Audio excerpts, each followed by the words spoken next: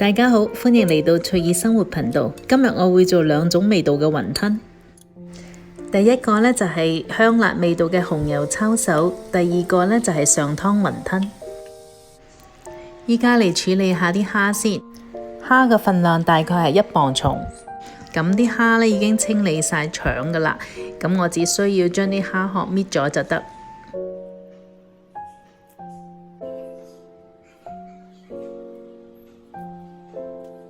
搣晒蝦殼之後呢，我會將隻蝦呢就切開3嚿嘅，因為今日嘅蝦比較大隻，如果成隻蝦嘅話，佢會好難包；如果細隻嘅話呢，又冇嗰個爽脆嘅口感。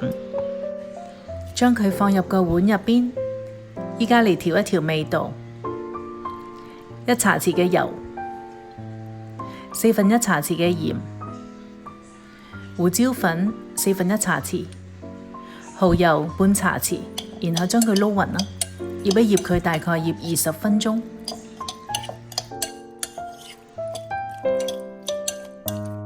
依家嚟處理下冬菇，將啲冬菇沖洗幾次，洗乾淨。然後呢，我會用啲溫水將佢浸軟啦。用溫熱嘅水浸冬菇係好快就浸軟噶啦。依家嚟處理下啲豬肉碎先，豬肉碎1磅半，我會放入2湯匙嘅低鹽豉油。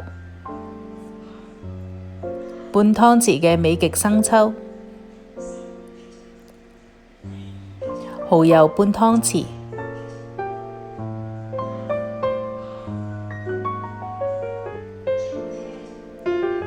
胡椒粉1/4茶匙，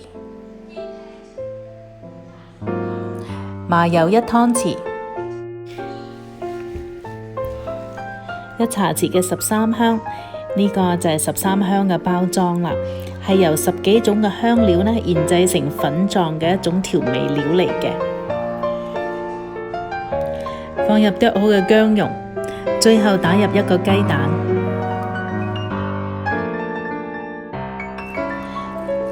將所有嘅材料攪拌均勻。如果可以嘅話，盡量攪耐啲，咁啲肉呢就會呈現一少少嘅黏性。去到咁嘅狀態呢，就差唔多啦。依家啲冬菇已經浸軟啦，咁將個冬菇丁切咗佢啦，然後將啲冬菇切成絲，再切成一粒粒。切完粒之後呢，將佢放喺啲肉碎嗰度啦，然後呢，就將所有嘅材料呢混合埋一齊。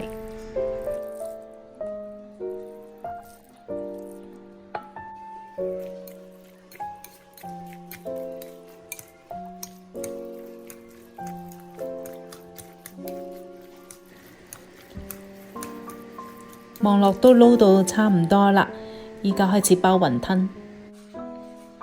用一塊雲吞皮，皮嘅中間放一啲餡料，記住每一個雲吞呢都應該有一嚿大蝦喺入邊嘅。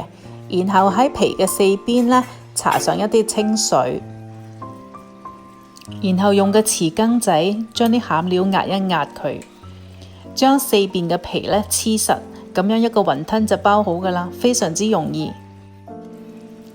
再嚟繼續包，將餡料放喺皮嘅中間，4面再搽上清水，然後用個羹呢壓一壓啲餡料，最後將4邊嘅皮將佢撳實，咁就得噶啦，一個雲吞。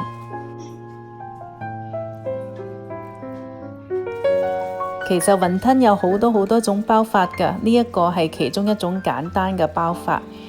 其實點包都唔緊要，至緊要呢個口要封得實，唔會啲餡露出嚟就得噶啦。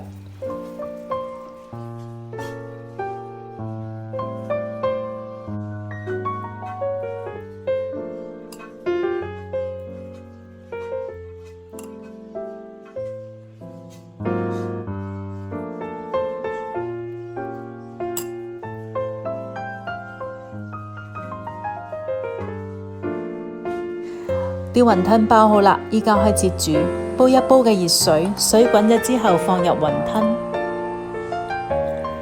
雲吞放咗落去之後呢，用個殼輕輕喐喐佢，咁樣啲雲吞呢就一定唔會黐喺個煲底嗰度。咁就慢慢煮佢啦。新鮮嘅雲吞大概煮4-5分鐘就會熟㗎喇，但係如果你啲雲吞喺個雪櫃度攞出嚟嘅話呢，係冰凍嘅話呢，就煮嘅時間要耐啲啦。熟咗之後，將雲吞放喺個碗入邊，然後放入一啲蔥花，再煲滾一啲雞湯，放喺雲吞入邊。咁呢一個上湯雲吞就完成㗎喇。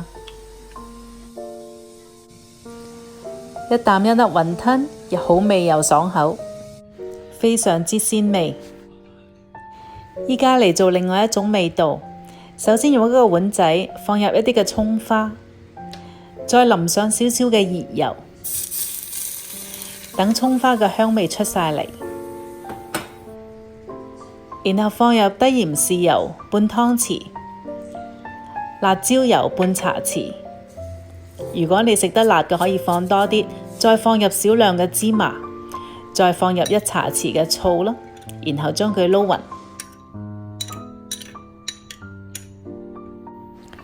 撈好之後呢，將佢淋喺雲吞上邊，咁呢一個好味嘅紅油抄手就完成㗎啦。呢兩個味道嘅雲吞各有千秋，兩個都咁好味，希望你哋都鍾意啦，大家試做下。我哋下一個星期再見。